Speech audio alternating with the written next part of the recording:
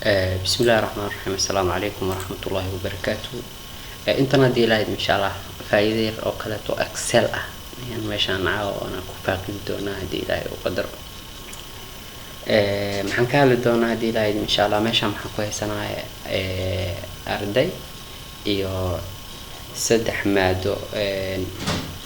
ماكس كود أما دبعي سدح مادو أيام كوي سنة طبعا هانتي وحاركتها جدود بنان god banaan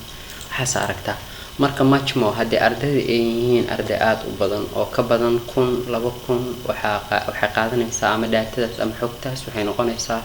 in wax badan ay banaan yihiin sidee hal mar godadka banaan aan calaamad gaar ah aan u saaran karaa ayuu hadii ilaahay insha Allah casharkeena ku saabsanaan doonaa falaarta muska la soco waxaan select gareynayaa students kama select gareynaa sababtoo ah ma banaana waxa banaan markska ardayda waxaan select gareynayaa maadooyinkan ayaan select gareynayaa ilaa iyo hoos ayaan keenayaa laba option boo ku tagi karaa meesha aan u socdo waxa la yiraahdaa go special ama go to special ayaa la yiraahdaa inaan halkan tago oo ah find and select kadibna aan doorto meeshan go to special kadibna aan sii doorto blanks